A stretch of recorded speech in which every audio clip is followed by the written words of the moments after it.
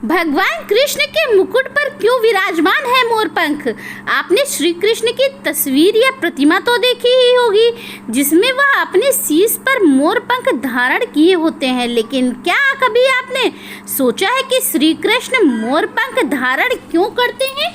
क्यों उनके मुकुट में मोरपंख दर्शाया जाता है? आज हम आपको इसी रहस्य के बारे में एक कथा के माध्यम से बताने जा रहे हैं।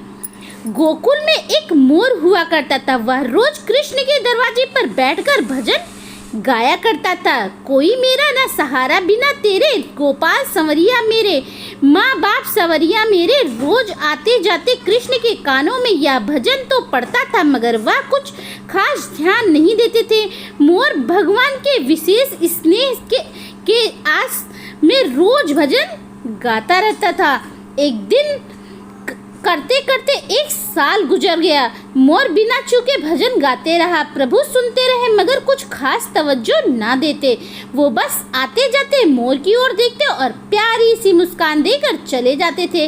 इससे ज्यादा साल भर में कुछ नहीं हुआ, जिससे धीरे धीरे मोर की आस टूटने लगी। साल भर की भक्ति से भी जब प्रभु प्रसन्न न हुए तब वह मोर रोने लगा। वह प्रभु को याद कर रो रहा था कि तभी वहां से उड़ती हुई एक मैना गुजरी। उसने जब मोर को रोते हुए देखा तो उसे बड़ा आश्चर्य हुआ।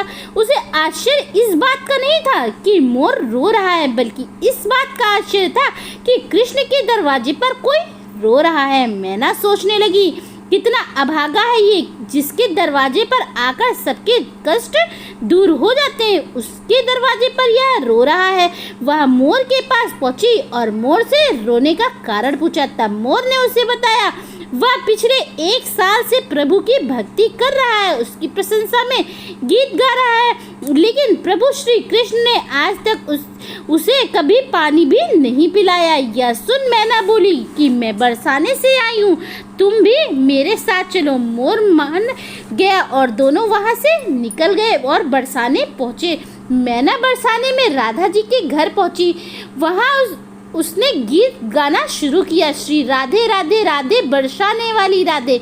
मैना ने मोर से भी राधा को यह गीत गाने के लिए कहा। मोर ने गाने की कोशिश की, लेकिन उसे बाके बिहारी का ही भजन गाने की आदत थी, इसीलिए वह उनसे ही गाने लगी। मेरा कोई ना सहारा बिना तेरे, गोपाल संवरिया मेरे, माँ बाप संवरिया मेरे। राधा जी के कानों में जब यह गीत पड़ा तो वह भागते हुए मोर के पास गई और उसे गले से लगा के प्यार से दुलारने लगी। वह मोर के साथ ऐसा व्यवहार कर रही थी जैसे कोई उनका खोया हुआ परिजन वापस आ गया हो।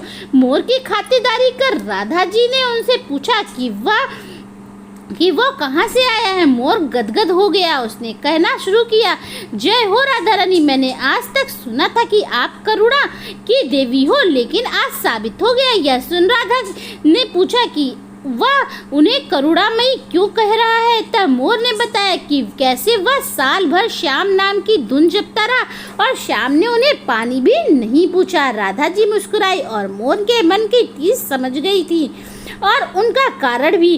राधा ने मोर से कहा कि तुम गोकुल वापस जाओ, वहाँ जो भजन गाते थे उसकी जगह पर यह गाना गाओ, जय राधे राधे बरसाने वाली राधे। मोर का मन तो राधा जी को छोड़कर जाने का नहीं था, लेकिन फिर भी वह उनके कहे मुताबिक गोकुल वापस आ गए और जाकर उनका बताया हुआ भजन गाने लगा। जब वह भजन कृष्ण के कानों में पड़ा तो वह भागते भागते मोर के पास पहुँचे और उन्हें गले लगा लिया और उनका हालचाल पूछने लगे। कृष्ण ने पूछा कि तुम कहाँ से आए हो। यह सुनकर मोर भड़क गया। एक साल से आपके नाम की धुनी रमा रहा था और आपने कभी मुझे पानी तक नहीं पूछा। आज जब मैंने दल बदल लिया तो भागते हुए मेरे पास चले आए।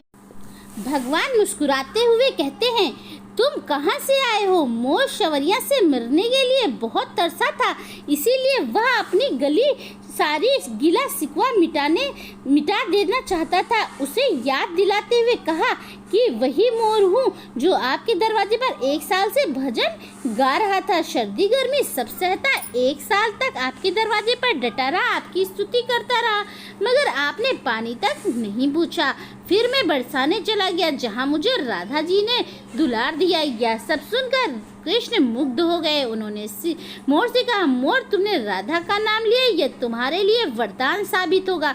मैं वरदान देता हूँ, जब तक यह सृष्टि रहेगी तब तक तुम्हारा पंख सदैव मेरे शीश पर विराजमान रहेगा। और तब से श्री कृष्ण के मुकुट पर, उनके शीश पर मोर पंख विराजमान है। तो सभी लोग प्रेम से बोलो राधे राधे। दोस्तों, कहानी अच्छी लगी हो तो लाइक करिएगा, चैनल पे नए हैं तो सब्सक्राइब